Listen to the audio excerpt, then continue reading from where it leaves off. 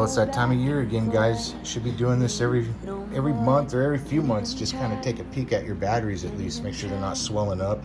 I like to put them at a 50% charge for storage. These ones are no good. They're quite a few years old. Even though they're not super puffy on a few of them, I'm gonna get rid of them. So what I'm gonna do with these batteries is take it down to the local battery shop over here, and I'm gonna have them recycled. That's the easiest, safest way to do it.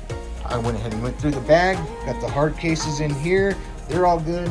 These are the ones that are left. So please, guys, I'd suggest you go through all your batteries because these are very dangerous and they can cause a fire. Remember, only you can prevent forest fires.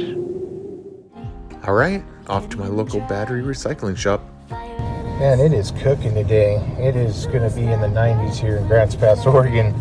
I'm on my way to the battery exchange there, Battery Plus, so I can go turn in all these batteries and get rid of them. That's the proper way to do it, you guys. So we're here. We're at Battery Plus and bulbs. I'm going to go exchange these.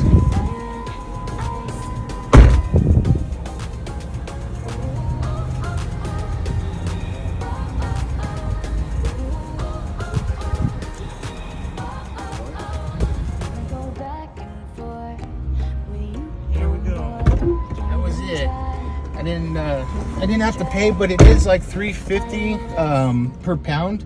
Mine was under a pound, but she said she just waved it off. I brought the nickel metal hydrates back because they're actually still good, and I'll just turn them in later. They're not harming anything. They can still be used. I just don't use them.